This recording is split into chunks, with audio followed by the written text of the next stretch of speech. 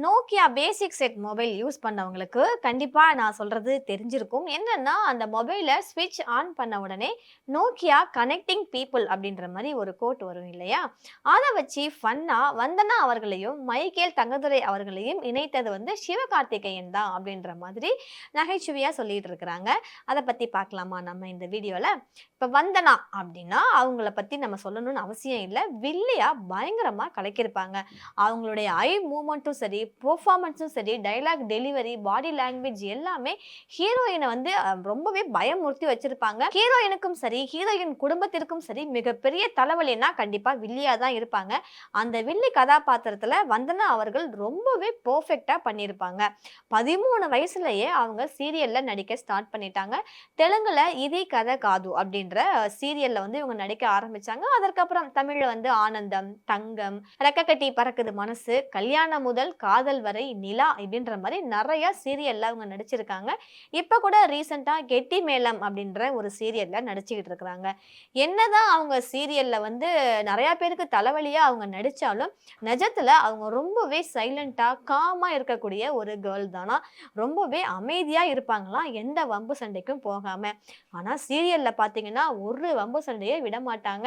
நான் வம்பு சண்டையா நான் இருக்கேன் அப்படின்ற மாரி பட்டைய கெளப்புவாங்க. அவங்களுடைய கண் அசைவுகளுமே சரி ப்ராடா இருக்கும். அந்த ஐஸ் அந்த உருட்டி, மிரட்டி அவங்க பார்க்குறது, அந்த வில்லி டயலாக் அவங்க பேசும்போதெல்லாம் வந்து நெறையா ஃபேன்ஸ் அவங்களுக்கு வந்து இருந்தாங்க. அவங்களுக்காகவே நெறையா பேர் வந்து சீரியல் பார்த்தாங்க அப்படின்னே நம்ம வந்து சொல்லலாம். ஏன்னா தங்கம் இந்த மாரி சீரியல்லாம் வந்து ரம்யா கிருஷ்ணன் அவங்க பண்ணாங்க. ஸோ அவங்களுக்கு ஈக்குவலா வில்லியா இருக்கக்கூடிய இவங்களும் வந்து டஃப் குடுத்தாங்கன்னே வந்து சொல்லலாம்.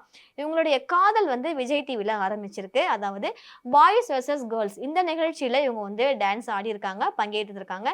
அந்த நிகழ்ச்சியுடைய தொகுப்பாளரா யாருன்னு பார்த்தீங்கன்னா, இப்ப முன்னணி ஹீரோவா இருக்கக்கூடிய சிவகார்த்திகேயன் அவங்க தான். அந்த நிகழ்ச்சியில வந்தனா டான்ஸ் ஆடுனத மைக்கேல் அவங்க கூட வந்து ரசிச்சிருக்காங்க. இந்த பொண்ணு நல்லா டான்ஸ் ஆடுறாங்களே, நல்லா பெர்ஃபார்ம் பண்றாங்களேன்ற மாரி அவங்க நெனச்சிருக்காங்க. ஒரு நாளு பாய்ஸ் வெர்சஸ் கேர்ள்ஸ் அந்த ஷூட் செட்ல வந்து பின்னாடி இருந்து யாரோ வந்தனா அவர்கள கிண்டல் பண்ற மாரி அவங்களுக்கு வந்து தோணியிருக்கு. அவங்க திரும்பி ஜஸ்ட் பார்த்துட்டு விட்டுட்டாங்க. அதற்கப்புறமா மைக்கேல் தங்கதுரை அவங்கள போயிட்டு திட்டியிருக்கிறாங்க. "நீங்க என்ன இப்படி பேசுறீங்க?" அப்படின்ற மாதிரி பயங்கரமா திட்டியிருக்கிறாங்க. அதாவது மைக்கேல் தங்கதுரை அவர்கள் தான் வந்தனாவ கிண்டல் பண்ணதா நெனச்சுக்கிட்டு அவங்க வந்து திட்டியிருக்கிறாங்க. பட் அவர் வந்து உண்மைய சொல்ட்டாரு. "இல்ல, இல்ல அது நான் திட்டல. பக்கத்துல இருக்கிறவங்க தான் திட்டினாங்க. ஆனா நீங்க வந்து என்ன திட்டுறீங்க? நான் அந்த மாரிலாம் பண்ணலங்க." அப்படின்ற மாரி அவரும் வந்து பேசியிருக்காரு. அதோட முடிஞ்சிருச்சு. அதற்கப்புறமா இவங்க டான்ஸ் நல்லா ஆடுறாங்க. நம்ம ஜஸ்ட் விஷ் பண்ணுவோம் அவங்களுக்குன்ட்டு மைக்கேல் தங்கதுரை அவர்கள் வந்தனா அவர்கள் நம்பர தேடியிருக்காங்க. கிடைக்கல. ஸோ அப்பல்லாம் வந்து மொபைல் நம்பர் யாருமே அதிகமா ஷேர் பண்ணிக்க மாட்டாங்க. ஸோ அடுத்ததாக என்ன பண்ணலாம் அப்படின்ட்டு எஸ்கேட்ட போயிருக்காங்க. ஏன்னா எஸ்கே அவர்களும், மைக்கேல் தங்கதுரை அவர்களும் அப்போதைக்கு வந்து ஃப்ரெண்டா இருந்திருக்கிறாங்க. ஸோ எஸ்கேட்ட போயிட்டு இந்த மாதிரி வந்தனா அவங்க மொபைல் நம்பர் வேணும். எனக்கு அரேஞ்ச் பண்ணி குடுங்க அப்படின்னு சொன்னோனே, சிவகார்த்திகேயன் அவர்களும் வந்து நம்பர் வாங்கி குடுத்துருக்காங்க. ஸோ அத வச்சு மைக்கேல் தங்கதுரை அவங்களுடைய கான்வர்சேஷன ஸ்டார்ட் பண்ணியிருக்கிறாங்க. இனிஷியலா ஒரு விஷ் அனுப்புனாங்களாம். நீங்க நல்லா டான்ஸ் ஆடுனீங்க அப்படின்ற மாதிரி. ஸோ அது அப்படியே அந்த கான்வர்சேஷன் ஸ்டார்ட் ஆகி நல்ல ஃப்ரெண்டா இருந்திருக்கிறாங்க. அதற்கப்புறம் அந்த நட்புன்றது காதலா மலர்ந்திருக்குது.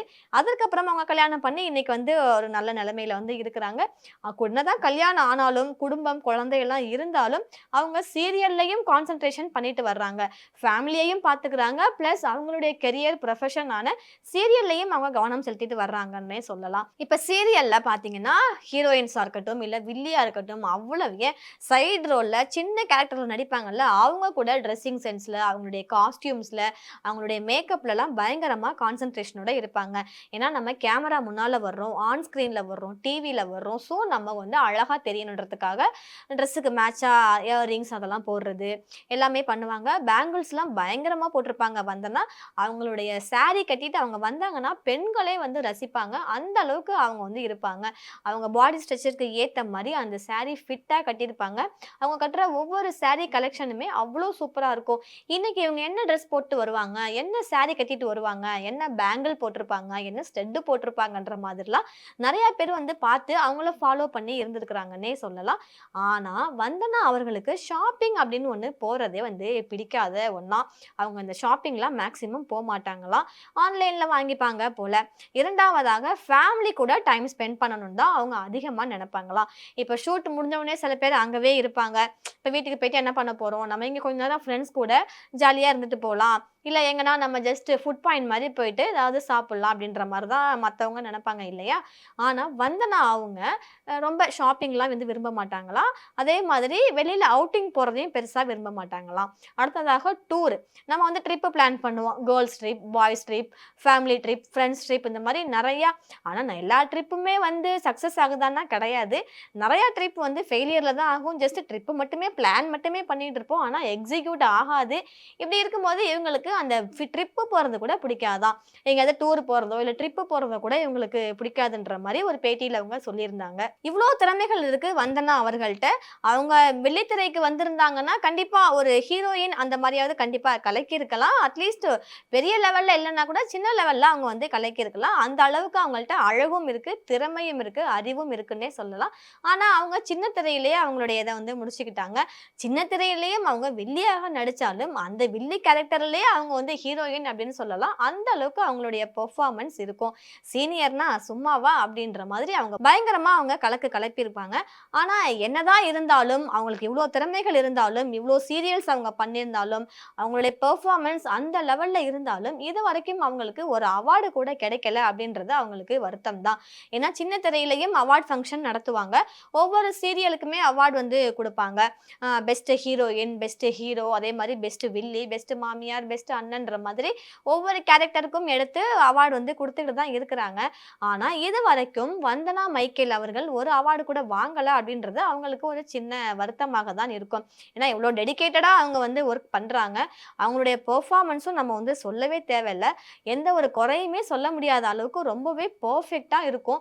அப்படி வில்லியா நடிச்சவங்க கூட அவங்க ஃப்ரெண்ட்ஸ் கிட்ட நம்ம வந்தனா அவங்கள பத்தி கேட்டோம்னா, ரொம்பவே சாஃப்ட் கேரக்டர் அவங்க. சாஃப்ட் அண்ட் ஜென்யூன் அவங்க. அதே மாரி காமா இருப்பாங்க.